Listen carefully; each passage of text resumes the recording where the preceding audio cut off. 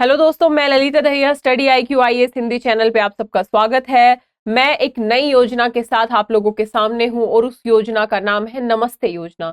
ये बहुत ही महत्वपूर्ण योजना है। वर्तमान में जो 2023 का जो बजट आया है, उस बजट में भी इस योजना के लिए अलग से फंड दिया गया है 100 करोड़ का। तो याद रखिएगा, ये योजना अपने आप में महत्वपूर्ण हो जाती है। ठीक है, तो हम इस योजना पे जाने से पहले मैं बात कर लेती हूँ कि यदि आपने अभी तक स्टडी IQ के कोर्स में एडमिशन नहीं लिया है और यदि आप लेना चाहते हैं तो फटाफट स्टडी IQ की ऐप या वेबसाइट पे जाकर एडमिशन ले सकते हैं।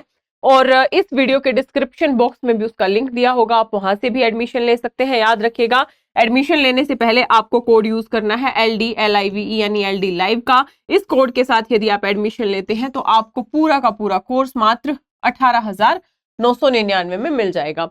इस क्लास का PDF आपको कहाँ मिलेगा? तो इस क्लास के PDF के लिए आपको Lalita Dahiya academy Telegram channel पे जाना पड़ेगा। इस टेलीग्राम पे आपको इस क्लास का PDF मिल जाएगा। इसके अलावा आप मेरे इंस्टाग्राम और मेरे Facebook page Lalita Dahiya academy पे भी मुझे फॉलो कर सकते हैं। बात कर लेते हैं दोस्तों नमस्ते योजना की।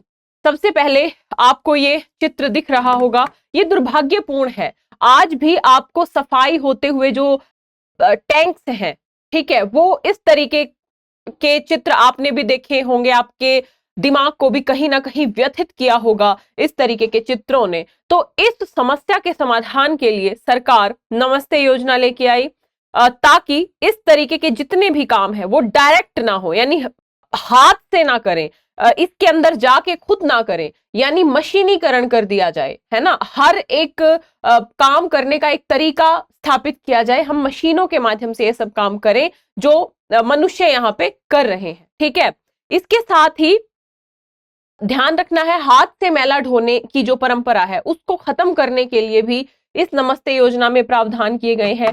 कैसे हम समाधान करेंगे, उस पूरे के पूरे समाधान के ऊपर बात करेंगे। ठीक है, तो ये चित्र आपको अवश्य व्यथित करते होंगे। ध्यान रखिएगा दोस्तों, एक सबसे बड़ी विडंबना जो है ना इस व्यवस्था की, जाति व्यवस्था, यानी हमारे समाज में कुछ जातियों को तथाकथित तौर पे मान लिया गया है कि वही जातियां ये काम करेंगी। तो जाति व्यवस्था के कारण ये समस्या उत्पन्न होती है। दूसरी क्या समस्या होगी? क्या कोई अमीर आदमी इस तरीके का काम कर पाएगा जैसा काम ये व्यक्ति करते हुए दिखाई दे रहे हैं? तो नहीं। दूसरी समस्या है गरीबी। गरीबी इतनी ज्यादा है कि गरीबी में ये काम करना पड़ता है। कोई मशीनीकरण नहीं है, डायरेक्ट उस टैंक में घुस के, आप सोचिए ना, मानव मल के डायरेक्ट कांटेक्ट में आ रहे हैं ये लोग। ठीक है, और तो गरीबी बहुत बड़ा कारण है। और तीसरा हम इसमें कारण देख सकते हैं स्किल, इनके पास स्किल का अभाव है, यानी ये वैकल्पिक रोजगार करें तो क्या करें। तो इस पूरे के पूरे डायमेंशन को ध्यान में रखते हुए सरकार इन लोगों के लिए नमस्ते योजना लेके आई। आपको ध्यान रखना है, ये मैला ढोने की समस्या से निपटने के जो सरकार के प्रयास हैं उसमें भी आपको काम आएगा। बाकी अनुसूचित जाति जनजाति से संबंधित मुद्दों में भी आप इस योजना का महत्व लिख सकते हो। चर्चा में क्यों है नमस्ते योजना? फिर से ये योजना तो 2022 में शुरू की गई, तो चर्चा में क्यों है? चर्चा में इसलिए है क्योंकि जो वर्तमान जो बजट आया भारत सरकार का 2023-24 का, उसमें यंत्रीकृत स्वच्छता परिस्थिति तंत्र हेतु राष्ट्रीय कार्य योजना, यानी इस नमस्ते योजना की फुल फॉर्म क्या है? National action for mechanised sanitation ecosystem, यानी यंत्रीकृत स्वच्छता परिस्थिति तंत्र निर्मित करना है। साथ ही इसके लिए 100 करोड़ रुपए आवंटित किए गए हैं। सरकार सभी शहरों और कस्बों में सेप्टिक टैंक और सीवर की जो सफाई है उसकी 100% यांत्रिक सफाई सुनिश्चित करने पर विचार कर रही है। 100% यांत्रिक, यानी व्यक्ति को मानव मल के डायरेक्ट कांटेक्ट में ना आना पड़े, ऐसी परिस्थितियां ना बने, उसके लिए पूरा का पूरा एक विजन तैयार किया गया है सरकार के द्वारा इस नमस्ते योजना के माध्यम से। बात समझ में आया? नमस्ते योजना मतलब क्या? National action for mechanised sanitation ecosystem. ठीक है, यंत्रीकृत कर देना है 100% जो भी सीवर या सेप्टिक टैंक की सफाई इत्यादि है उसको। अब यहाँ पे बात कर लेते हैं इस योजना की। तो ये योजना शुरू की गई थी 2022 में, पहली बात। दूसरी बात, ये योजना क्या है? ये केंद्रीय क्षेत्रीय योजना है, यानी सेंटर स्पॉन्सर्ड स्कीम है।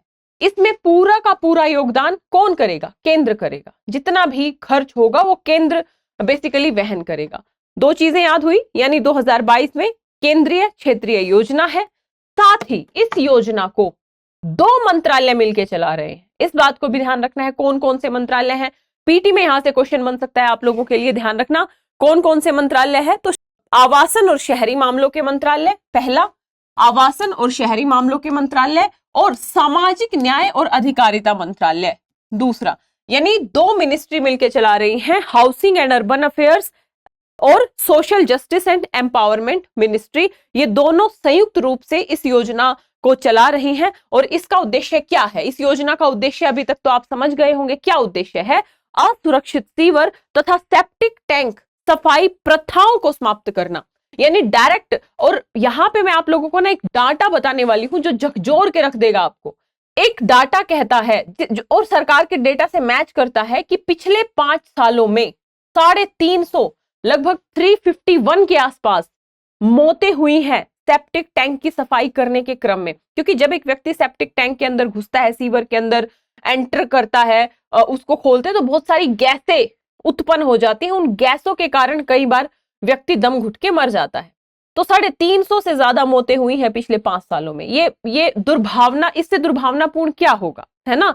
तो इसलिए इस योजना का उद्देश्य ही है कि असुरक्षित सीवर और जो सेप्टिक टैंक सफाई प्रथाएं हैं उनको समाप्त करना और सफाई को यंत्रीकृत करना। ठीक है, अब एक बार देख लेते हैं इस योजना के पूरे उद्देश्य। सबसे पहला तो उद्देश्य इस योजना का यह होगा कि भाई जितनी भी मौतें होती हैं, मौतों को शून्य करना। यानी स्वच्छता सफाई कार्य करने के दौरान जो मौतें होती हैं उन मौतों की संख्या को शून्य करना। जो अभी मैंने आपको डेटा बताया, पिछले 5 साल में 351 मौतें हुई हैं, उनको लगभग शून्य करना पहला उद्देश्य है। दूसरा उद्देश्य है स्वच्छता के सभी कार्य कुशल श्रमिकों द्वारा करना, यानी ट्रेंड जो श्रमिक होंगे। स्किल दिया जाएगा, भाई सफाई करने का भी स्किल होता है ना। आप मशीनरी दोगे, आप स्किल दोगे, कैसे एंटर करना है, कैसे मशीन्स का प्रयोग करना है। तो यानी कुशल एक तरीके से श्रमिकों को ट्रेनिंग वगैरह देने का भी इसका उद्देश्य है। साथ ही सफाई कर्मचारी, ये तय किया गया है, ये उद्देश्य रखा गया है इस योजना में कि कोई भी जो सफाई कर्मचारी है वो मानव मल के डायरेक्ट कांटेक्ट में नहीं आएगा। ठीक है, ये अमानवीयता की हद है। ठीक है, ध्यान रखिएगा। तो ध्यान रखना, अगला उद्देश्य इसका यही है। अगली बात हम कहें कि जो स्वच्छता कर्मचारी हैं, एसएसजी के माध्यम, मतलब उनको एसएसजी यानी सेल्फ हेल्प ग्रुप, ठीक है, स्वयं सहायता समूहों में शामिल करना और स्वच्छता उद्यमों को चलाने हेतु सशक्त बनाना, इनके ग्रुप्स बनाना, इनको स्किल देना और स्वच्छता जो उद्यम है उनको चलाने के लिए सशक्त बनाना इनको। ठीक है, यानी मोटे तौर पे हम कह सकते हैं इनके सशक्तिकरण को, इनका सशक्तिकरण इस योजना का एक उद्देश्य है। मौतों को शून्य करना उद्देश्य है, इनको स्किल देना बेसिकली उद्देश्य है, और साथ ही मानव मल के सीधे संपर्क में ना आए ये कोशिश है इस योजना की। और क्या करेगा, साथ ही हमें ध्यान रखना है कि निगरानी करना बहुत जरूरी है कि योजना सही तरीके से काम कर रही है कि नहीं कर रही है। उस निगरानी करने के लिए भी इस योजना में प्रावधान किए गए हैं। जो राज्य और शहरी स्थानीय निकाय होते हैं, इन्हें अर्बन लोकल बॉडीज बोलते हैं। जो शहरी स्थानीय निकाय स्तरों पर पर्यवेक्षी और निगरानी प्रणाली को मजबूत करना भी इस योजना का उद्देश्य है। यानी निगरानी प्रणाली भी इसमें बनाई जाएगी कि योजना का क्रियान्वयन किस हद तक हो रहा है। साथ ही ध्यान रखिएगा, एक जो सबसे मेन आधार है इस योजना का वो है कैंपेन चलाना। मान लो किसी व्यक्ति को सफाई करवानी है, किसी गली की सफाई करवानी है, सीवर में से, सेप्टिक टैंक में से, तो लोगों को जागरूक करना कि भाई आप किसी अकुशल श्रमिक को बुला के उसकी जान को जोखिम में मत डालो, आप एक कुशल श्रमिक को बुलाओ। आप ये देखोगे कि वो जो श्रमिक आ रहा है उसके पास सारी मशीनरी है कि नहीं है, या फिर वो हाथ से सफाई करेगा। तो यहां पे लोगों को जागरूक करना कि ऐसे लोगों को बुलाए, ऐसे लोगों को काम दे जिनके पास सुरक्षा के सारे इंतजामात हो, सारे यंत्रीकरण हो और वो कुशल हो। तो ये एक कैंपेन के तौर पे भी काम करना है। यानी जो स्वच्छता सेवा चाहने वाले व्यक्ति हैं वो पंजीकृत कुशल स्वच्छता श्रमिकों से सेवाएं ले, इसके लिए लोगों में क्या करना, जागरूकता बढ़ाना। एक कैंपेन की तरह इस योजना को लॉन्च किया जा रहा है, क्योंकि सबसे बड़ा आधार तो यही है मान लो कितना भी योजनाएं चला लो, यदि लोग ही जागरूक नहीं है, और वैसे लोगों को जागरूक करना बहुत जरूरी है, क्योंकि अगर पता लगा अच्छा यंत्रीकरण वाला जो व्यक्ति है, कुशल श्रमिक है, वो 500 रुपए ले रहा है और एक व्यक्ति 150 रुपए में काम करने के लिए तैयार है, तो लोग 350 रुपए बचाने के चक्कर में उस व्यक्ति के जीवन को जोखिम में डाल देते हैं, है ना। तो ऐसे में लोगों को जागरूक करना बहुत ज्यादा जरूरी है। तो उद्देश्य आपको इस योजना के समझ में आ गए, ठीक है। अगला हमें यह देखना पड़ेगा कि जो यूएलबी है, यानी अर्बन लोकल बॉडीज में लागू की जाने वाली योजनाएं जो हैं, इसकी क्या विशेषताएं होंगी। उद्देश्य और विशेषताएं लगभग समान मिलेंगे आपको। जैसे यदि हम देखें कि भाई एक तो नमस्ते में सीवर और सेप्टिक टैंक वर्कर्स की पहचान करने की परिकल्पना की गई है। जो ये वर्कर्स होंगे, एक तो इनकी पहचान की जाएगी, दूसरा इन वर्कर्स को व्यावसायिक प्रशिक्षण दिया जाएगा, ट्रेनिंग दी जाएगी, पीपीई किट वगैरह दी जाएंगी इनको कि भाई ये किट पहन के आप जाओ। आपने ये चित्र देखा होगा अगर, तो आप इसमें देख रहे हो इस व्यक्ति ने कुछ नहीं पहना है और ये बिल्कुल मानव मल के डायरेक्ट कांटेक्ट में है। ऐसा जीवन तो किसी का भी होना नहीं चाहिए ना। तो इसीलिए इस योजना के तहत प्रशिक्षण दिया जाएगा, पीपीई किट दी जाएगी। इसके साथ ही जो स्वच्छता प्रतिक्रिया इकाइयों को सुरक्षात्मक उपकरण हेतु सहायता भी दी जाएगी। जो सुरक्षात्मक उपकरण है वो भी प्रदान किए जाएंगे, ठीक है।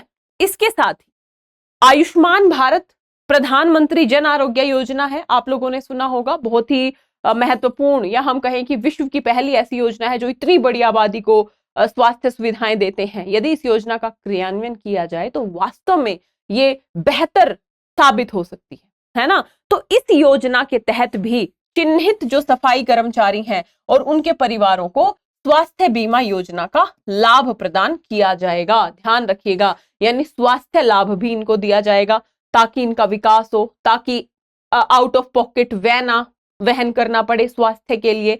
तो आयुष्मान भारत के तहत इनको स्वास्थ्य बीमा दिया जा रहा है। आजीविका सहायता भी इनकी की जाएगी। कार्य योजना स्वच्छता से संबंधित उपकरणों की खरीद हेतु जो सफाई कर्मचारी हैं उनको वित्तीय सहायता और सब्सिडी वगैरह भी दी जाएगी, ताकि ये एक छोटे से उद्यम का हम कह सकते हैं स्वरूप ग्रहण कर ले। उद्यम का मतलब क्या है कि भाई छोटे छोटे हम कहेंगे कि ग्रुप्स हों जिनके पास ट्रेंड वर्कर्स हों, जिनके पास इक्विपमेंट हो बेहतर, है ना, उपकरण हो बेहतर, ताकि बेहतर तरीके से अपना काम करें एक ट्रेंड वे में। तो ये सारे उद्देश्य रखे गए हैं, ये सारी विशेषताएं हैं इस योजना की। इसके साथ ही सूचना, शिक्षा और संचार, यानी इस योजना के बारे में लोगों को जागरूक करना, और साथ ही जो अर्बन लोकल बॉडीज हैं और राष्ट्रीय सफाई कर्मचारी वित्त एवं विकास निगम है, ध्यान रखिएगा ये चर्चा में है, एक बार इसको गूगल कर लीजिएगा, द्वारा संयुक्त रूप से व्यापक अभियान चलाए जाएंगे जागरूकता बढ़ाने के लिए। जो सफाई आपका निगम है इसके द्वारा और यूएलबी के द्वारा अभियान चलाए जाएं, लोगों को जागरूक किया जाए, जो कि मैंने पहले बताया था। तो क्या क्या दिया जाएगा, ठीक है, यानी हमने देखा कि भाई इनको प्रशिक्षण से लेके उपकरण से लेके इनको जो हेल्थ स्कीम के तहत लाभ दिया जा रहा है, साथ ही आजीविका सहायता के लिए उपकरण इत्यादि के लिए वित्तीय सहायता दी जा रही है और जागरूकता अभियान चलाए जाएंगे। मोटे तौर पे आपको यहां तक समझ में आ गया होगा नमस्ते योजना क्या है, कब शुरू की गई, कौन कौन से मंत्रालय इस योजना को शुरू कर रहे हैं, किस किस मंत्रालय के द्वारा शुरू किया गया है इस योजना को, फिर से चर्चा में क्यों है, ठीक है, इसके उद्देश्य क्या हैं, और साथ ही इसके और क्या क्या विशेषताएं हैं, ठीक है, इस योजना के तहत और क्या क्या प्रयास किए जा रहे हैं, चाहे हेल्थ से रिलेटेड हो चाहे वित्तीय सहायता हो। अब हम एक बार देख लेते हैं हाथ से मैला ढोने की प्रथा या मैनुअल स्क्वेंजिंग। आपको मैं बता भी चुकी हूं, लेकिन याद रखना है मैनुअल स्क्वेंजिंग को सार्वजनिक सड़कों और सूखे शौचालयों से, आपने देखा होगा, हालांकि आपने नहीं देखा होगा और देखना भी ना पड़े, सूखे शौचालय क्या होते हैं, जैसे वर्तमान में जो शौचालय बनते हैं उसमें प्रॉपर पोर्ट होता है, नीचे सेप्टिक टैंक या सीवर्स में जो भी मानव मल है वो जाता है, पानी की व्यवस्था होती है। पहले क्या होता था, सूखे शौचालय होते थे, ठीक है, व्यक्ति खुद मतलब सूखे शौचालय में जो भी मानव मल था, अब किसी जाति विशिष्ट के लोग आते थे, उस मानव मल को हाथ से उठाते थे और उसको कहीं दूसरी जगह गड्ढे में फेंकते थे। ये बेसिकली बैन कर दिया गया है 2013 के एक्ट के द्वारा। दोनों चीजें, एक तो हाथ से मैला ढोना बैन और दूसरा सूखे शौचालयों को बनाना भी बैन कर दिया गया है। सूखे शौचालय बनाना लीगल नहीं है, ध्यान रखना। तो यही है, मैनुअल स्क्वेंजिंग को सार्वजनिक सड़कों और सूखे शौचालयों से मानव मल को हटाने, एक तो ये आधार हो गया। दूसरा, हाथ से मैला ढोना, जो ये चित्र जो आपने देखे ये भी तो उसी के समान है। आप जा रहे हो, आपका पूरा शरीर मानव मल के डायरेक्ट कांटेक्ट में आ रहा है, यानी सेप्टिक टैंक, नाले और जो सीवर की सफाई है आप डायरेक्ट कर रहे हो, ये सारा का सारा हाथ से मैला ढोने की परिभाषा के अंतर्गत ही आएगा।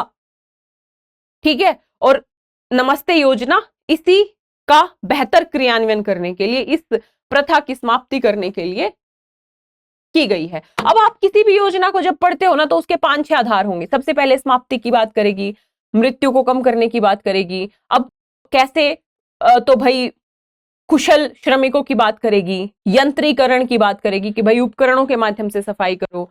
अब जो लोग इस दलदल में फंसे हुए हैं, जिनके पास कुछ स्किल नहीं है, उनको यदि इस दलदल से बाहर निकालना है तो स्किल देना पड़ेगा, यानी योजना में उनके स्किल को बेहतर बनाने के प्रयासों पे बात होगी, यानी उनको स्किल देने पे बात होगी। साथ ही स्किल देने के साथ साथ हम ये देखेंगे कि उन परिवारों को जो गरीब हैं वही तो ये काम करेंगे, यानी ऐसे परिवारों को हेल्थ बीमा का लाभ दे दिया जाए तो वो भी दिया गया है। ऐसे परिवारों को हम कुछ वित्तीय सहायता दे सकते हैं ताकि वो उपकरण इत्यादि खरीद सकें, है ना, तो वो भी दिया गया है। ऐसे लोग जो वैकल्पिक रोजगार प्रदान प्राप्त करना चाहते हो तो उनको वैकल्पिक रोजगार भी दिए जाएंगे। ये पूरा का पूरा एक विजन होता है, यदि किसी समस्या का समाधान करना है तो इसी नजरिए से करना पड़ेगा। तो सारे के सारे पैरामीटर्स को, सारे के सारे डायमेंशंस को इस योजना में इंक्लूड किया गया। समझ में आ गया? अगला हमें ये देखना पड़ेगा कि भारत, यदि हम देखें कि क्या क्या कदम उठाए गए हैं इससे निपटने के लिए, क्या क्या कदम उठाए गए, तो सबसे पहले तो हमें देखना है 2013 का एक एक्ट आया था। इस एक्ट में यह कहा गया था मैला ढोने वाले कर्मियों के नियोजन का प्रतिषेध और उनका पुनर्वास अधिनियम 2013। इस 2013 के एक्ट में साफ साफ ये कह दिया गया था कि भाई न केवल शुष्क शौचालयों के उपयोग पर प्रतिबंध लगता है, कोई शुष्क शौचालयों का ना तो बनवा सकता है ना उपयोग कर सकता है, साथ ही अस्वच्छ शौचालयों, गड्ढों और खुली नालियों की हाथों द्वारा सफाई पर भी प्रतिबंध लगाया गया था। लेकिन कितना प्रतिबंध व्यवहारिक तौर पे लग पाया ये मैं भी जानती हूं, आप भी जानते हैं, हम सब जानते हैं कितना प्रतिबंध लग पाया। मतलब सोच के देखो ना, आज भी आप यदि आप मुखर्जी नगर में रहते हैं या कहीं पे भी रहते हैं, आपको ये घटनाएं बिल्कुल आम, सब्जी लेने जाते हो तो दिख जाती होंगी ये घटनाएं आसानी से।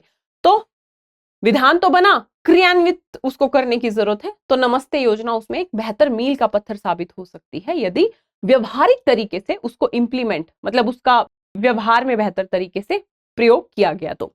ठीक है, तो एक तो ये प्रयास किया था सरकार ने। दूसरा प्रयास, अस्वच्छ शौचालयों का निर्माण और रखरखाव अधिनियम ही ले आए थे कि भाई ना तो आप निर्माण कर सकते हो और ना ही रखरखाव कर सकते हो, और क्योंकि अगर निर्माण करोगे तो फिर ये प्रथा कभी खत्म ही नहीं होगी। तो ऐसे में इस तरीके के जो सेप्टिक टैंकों की खतरनाक सफाई और जो शौचालयों के निर्माण वगैरह को अवैध बना दिया गया था इस एक्ट के द्वारा। साथ ही 2020 में ना इस 2013 का जो एक्ट था इसमें संशोधन किया था। हाथ से मैला उठाने वाले कर्मियों के नियोजन का प्रतिषेध और उनका पुनर्वास संशोधन विधेयक था 2020 में। ये जो 2013 का एक्ट मैंने अभी आपको बताया, इसमें 2020 में संशोधन किया गया और यह कहा गया कि सीवर की सफाई को पूरी तरीके से मशीनीकृत करने और सीवर में होने वाली मौतों के मामले में कर्मियों के परिवार वालों को मुआवजा प्रदान करने का प्रस्ताव रखा गया था।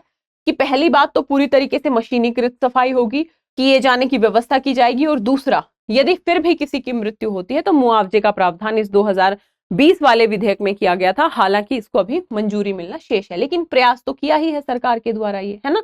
तो 2013 का मैला जो ढोने वाले कर्मचारियों के नियोजन का प्रतिषेध एक्ट है, अस्वच्छ शौचालय का रखरखाव और निर्माण प्रतिषेध एक्ट है, 2020 का एक्ट है। ये सारे प्रयास किए जा रहे हैं। इसके साथ ही हम देखेंगे अत्याचार निवारण अधिनियम, ये बहुत पहले लेके आया गया था।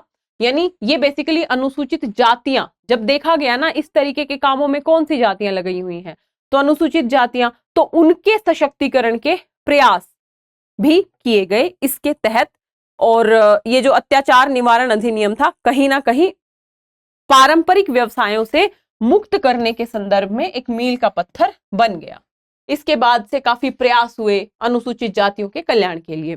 इसके साथ ही हमें देखना है सर्वोच्च न्यायालय का भी काफी बड़ा रोल है। 2014 में सर्वोच्च न्यायालय ने आदेश दिया था और ये कहा था कि 1993 से लेके आज तक जितने लोगों की मृत्यु हुई है सीवर वगैरह साफ करने के क्रम में, उनकी पहचान की जाए और उनको 10 लाख का मुआवजा देने का आदेश भी दिया था और दिया भी जाना चाहिए। पहली बात तो मृत्यु ही नहीं होनी चाहिए।